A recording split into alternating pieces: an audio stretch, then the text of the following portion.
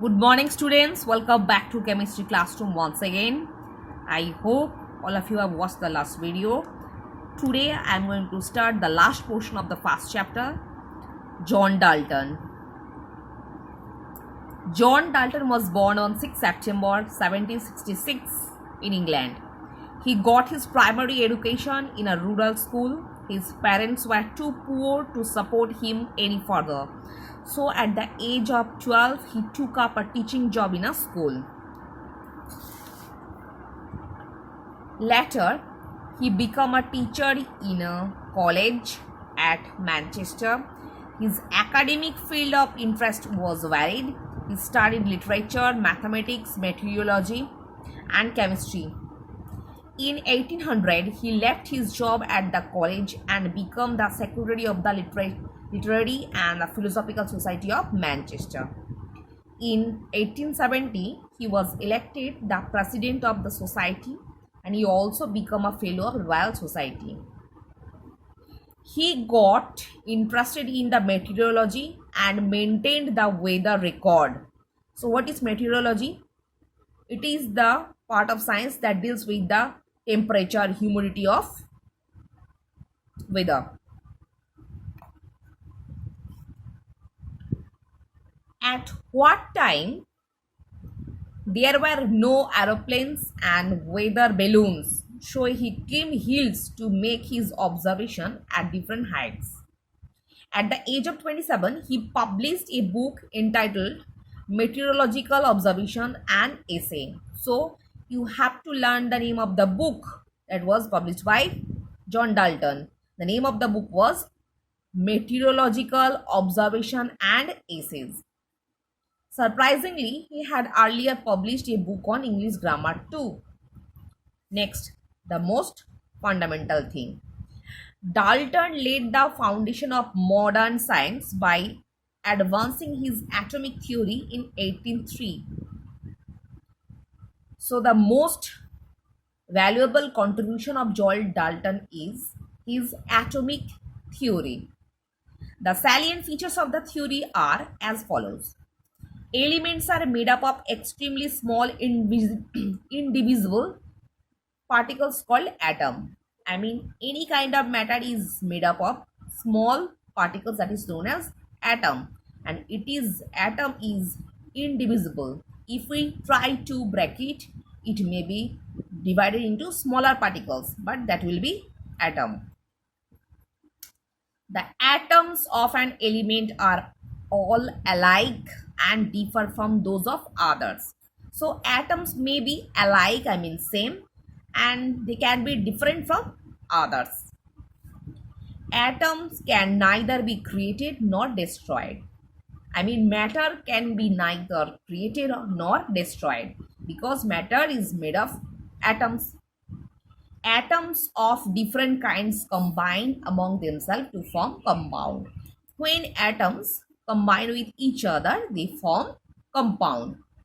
Atoms rearrange themselves in a chemical reaction. In a chemical reaction, in case of matter, atoms there are rearrange themselves. He also gave a law of chemical combination, the law of multiple proportion. So Dalton studied the composition and pressure of gas in mixtures and gave a law called Dalton's law of partial pressure. He also advanced a theory on color blindness, from which he and his brother suffered. He published a large number of research papers. His book entitled New System of Chemical Philosophy lists 20 elements and 17 molecules. So there is no need to read about the life story of John Dalton. Just learn about the atomic theory. I mean, the most fundamental contribution of John Dalton for chemistry is his atomic theory. You have to learn the features of atomic theory. Next, Dmitry Mendeleev. Dmitry Ivanovich Mendeleev was born in a village in the Siberia. on 8 February 1834. He went to a school near his village itself. Later, he got admitted to the St. Petersburg University, from where he graduated at the age of 20.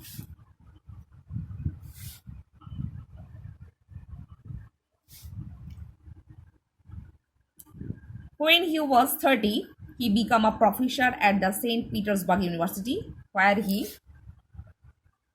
obtained his DSc degree. Within a short time, St. Petersburg became an internationally known center of chemical research. Mendelev's field of interest were chemistry, physics, and geology. Though he also made valuable contribution to physics as well as geology, he is best known for his classification of elements. Just underline this one. He has contribution in the field of physics and geology also, but he is famous for the classification of elements. Next, as more and more elements were discovered, it became essential for scientists to classify them. By 1863, the number of elements known had risen to 56.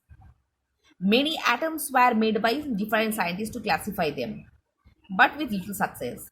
So actually, at the age of 1863, many scientists had tried to classify the elements, but they get little bit success.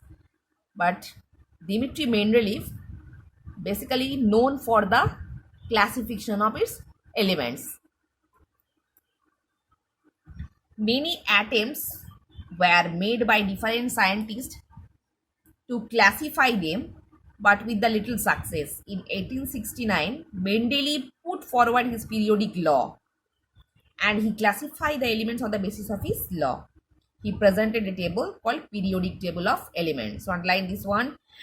Mendeleev presented a table that is known as periodic table for the proper rearrangement of the elements in 1871.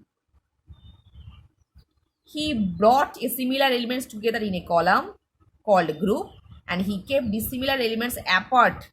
The modern form of periodic table is shown here, in which you will find that elements are classified into 18 groups. So there are 18 groups in periodic table. And what is group? He brought similar elements together in a column. Each column carries same kind of element, so that each column is known group. There are 18 different groups in the periodic table. His table also helped him predict the existence of the three elements today named scandium, gallium, and germanium. Mendeleev studied the origin and the composition of petroleum, an underground deposit from which we get petrol. So underline this one. Mendeleev first studied the origin of petroleum. He strongly believed that petroleum should be used to obtain chemicals rather than for burning. Actually, Mendeleev described that petroleum is basically used for the extract the chemicals rather than burning. He helped establish the first oil refinery in Russia. He also studied how liquids expand when heated and gave law governing their behavior. Next, Mendeleev introduced the metric system in the Russian Empire. He was one of the founders of the Russian Chemical Society. He was awarded the Davy medals and later the Copley Medal by the Royal Society. He also elected a foreign member of the Royal Society. In honor of his contribution to chemistry, the element now placed in the 101st house of the periodic table is named Mendelevium. In honor of his contribution to chemistry, the element now placed in 10th house. Underline this was, particular this house, which elements are there, they are also known as Mendelevium. So that is the modern periodic table. You can look out the figure. There are 18 different columns. Each column is known as group. The periodic table was first completely prepared by Dmitry Mendeleev. I will discuss the periodic table later. So for this class, up to this portion.